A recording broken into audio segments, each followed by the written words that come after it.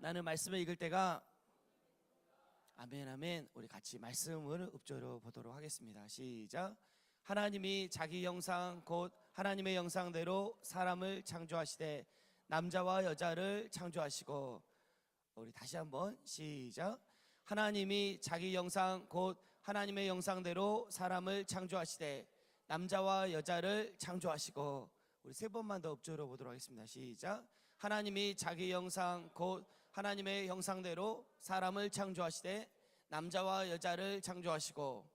하나님이 자기 형상 곧 하나님의 형상대로 사람을 창조하시되 남자와 여자를 창조하시고. 하나님이 자기 형상 곧 하나님의 형상대로 남자와 여자를 창조하시고. 아멘 아멘. 하나님의 형상이라는 제목으로 같이 은혜를 받고자 합니다. 오늘도 예수님의 은혜와 평강이 가득 넘치는 하루 되기를 주님의 이름으로 축복합니다. 내가 누구냐를 아는 것은 참으로 중요합니다. 왜냐하면 내가 누구냐를 알 때 그대로 살아가게 되기 때문입니다. 우리가 누구인가? 우리는 하나님의 형상으로 지음을 받았습니다. 그러면 하나님의 형상으로 지음받았다는 의미가 무엇일까 생각해 보고자 합니다.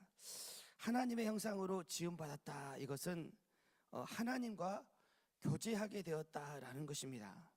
사람만이 하나님과 유일하게 교제할 수 있는 존재가 되었습니다. 왜냐하면 사람만 영을 가졌기 때문입니다.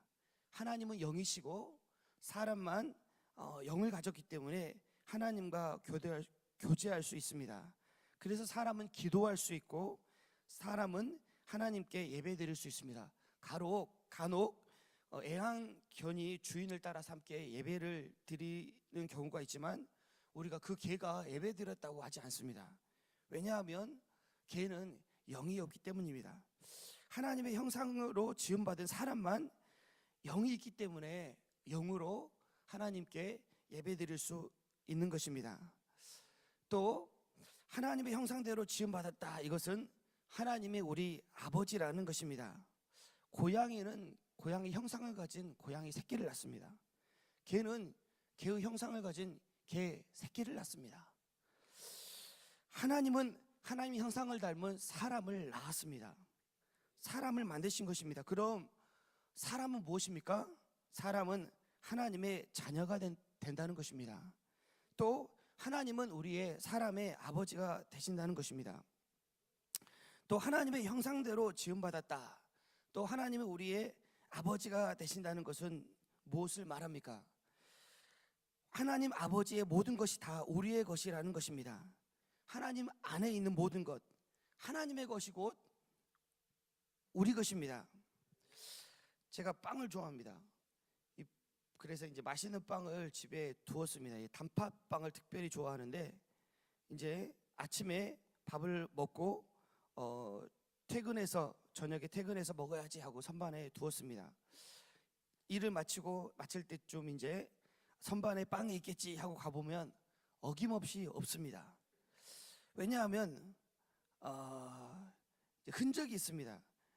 여기저기 빵 껍질이 있고 또 빵 껍질이 있고 부스러기가 많이 떨어져 있습니다. 이것은 분명 막내 녀석의 분명합니다. 근데 화가 나지 않습니다. 아쉽지만 웃음이 나옵니다. 웃음이 나오고 저녁 늦게 이제 얼마나 놀았든지 온몸에 땀이 흠뻑 젖어서 이제 막내 녀석이 들어옵니다. 전혀 미안한 기색이 없습니다. 왜냐하면 먼저 먹은 사람이 임자이기 때문입니다. 아버지 빵이 자기 빵입니다. 아무 상관이 없습니다. 누가 먹어도 상관이 없습니다. 이처럼 자녀가 해가 되지 않는 범위 내에서는 우리 집의 모든 것은 다 허락됩니다. 다 자기 겁니다. 마음껏 사용하고 마음껏 먹을 수 있는 것입니다. 마찬가지로 하늘 아버지의 것이 다 모두 우리의 것입니다. 하나님이 우리 아버지가 되시기 때문입니다. 만물을 지으신 하나님 아버지, 그리고 만물을 붙잡고 계신 그 하나님 아버지 것이 다 우리의 것이 되는 것입니다. 하나님 아버지는 자녀에게 가장 좋은 것을 주시는 분이십니다. 아들까지 내어주신 그 하나님 아버지께서 가장 좋은 것으로 우리에게 주시지 않겠습니까? 하늘의 백합화도 들의 백합화도 하늘에 나는 새도 먹이시고 입히시는 그 하나님 아버지께서 하물며 하나님의 자녀들을 돌보지 않으시겠습니까? 가장 좋은 것으로 주시는 분이 바로 우리 하나님 아버지십니다. 가장 좋은 것이 무엇입니까? 우리 하나님 아버지께서 예수 그리스도를 우리에게 주셨습니다. 하나님의 형상대로 지음받은 그 하나님 아버지께서 하나님의 모든 것, 특별히 하나님의 형상이신 예수 그리스도를 우리 안에 주신 것입니다. 이게 얼마나 큰 은혜인지 모릅니다. 사람들은 힘들고 어려워하는데 어떤 뭐가 결핍될 때 관계가 결핍되거나 경제적으로 결핍되거나 뭔가 결핍되었을 때 힘들고 어려워합니다. 또 무슨 일을 만났는데 자기에게 해결할 능력이 없을 때 힘들고 어려워합니다. 상황과 환경이 바뀌어야 되는데 이런 상황으로 내가 원하는 상황으로 내가 원하는 환경으로 바뀌어야 되는데 바뀌지 않기 때문에 힘들고 어려워합니다. 단순하게 이야기하면 눈에 보이는 것 때문에 눈에 보이는 상황과 환경이 바뀌지 않아서 힘들어합니다. 그러나 성경은 분명히 말씀하고 있습니다. 보이는 것은 잠깐이고 보이지 않는 것은 영원합니다. 잠깐인 것은 영원한 것이 아니기 때문에 그건 허상입니다. 성경적으로 하나님의 관점으로 잠깐인 것은 영원하지 않는 것은 실체가 아닌 것입니다. 실체는 영원한 것입니다. 영원하신 말씀, 영원하신 하나님, 영원하신 예수님, 영원하신 성령님만 실상이고 실체인 것입니다. 우리가 건강이 없어서 힘들어하고 또 우리가 부요함이 없다고 느낄 때 힘들어하고 우리 안에 기쁨이 없다라고 느낄 때 힘들어하고 만족이 없어 라고 힘들어하고 내 진로가 막막해, 내 앞으로 어떻게 살아가야 될지 모르겠어, 우리 가정이 화목하지 않아, 이렇게 우리는 보이는 현상 때문에 많이 힘들어하고 어려워합니다. 그리고 그 보이는 것, 상황과 환경이 바뀌면 행복하겠지, 좋겠지라고 생각을 합니다. 그러나 사실은 그것들은 실상이 아니고 허상입니다. 실상은 무엇입니까? 예수 그리스도입니다. 예수 그리스도 그 자체가 부흥이고 예수 그리스도 그 자체가 부요함이고 예수 그리스도 그 자체가 기쁨이고 예수 그리스도 그 자체가 우리의 만족입니다.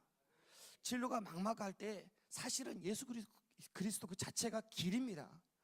길이 안 보여요, 길이 없어요 라고 우리는 말하지만 사실은 세상적으로 우리 눈에 보이는 길은 다 한계적이고 믿을 수 없는 것입니다. 예수님이 길이시고 예수님이 우리의 진로입니다. 예수님 자체가 우리의 화목이시고 예수님 자체가 우리의 삶의 근거가 되십니다. 하나님의 형상대로 지음받은 우리가 무엇입니까? 하나님의 형상대로 지음받았다고 하는 것은 예수 십자가와 부활로 옛사람이 죽고 이제는 새 사람으로 예수 그 자체로 예수로 살아가는 자가 바로 하나님의 형상대로 지음받은 것입니다. 구원이신 하나님으로 하나님이 이미 허락하신 공급하심과 보호와 인도하심의 실체 속에서 살아가는 것이 바로 하나님의 형상대로 지음받은 우리들입니다. 하나님이 자기 형상 곧 하나님의 형상대로 사람을 창조하시되 하나님의 형상대로 지음받았다. 하나님과 교제할 수 있게 된 것입니다. 하나님과 교제하는 게 얼마나 큰 은혜입니까? 하나님의 형상대로 지음받았다. 하나님의 자녀가 된 것입니다. 하나님의 형상대로 지음받았다. 하나님의 자녀이기 때문에 하나님의 상속자가 된 것입니다. 그래서 가장 좋은 것, 모든 것을 우리가 상속받은 것입니다. 예수 그리스도를 우리 안에 주신 것입니다. 우리가 예수 그리스도 안에 있게 된 것입니다.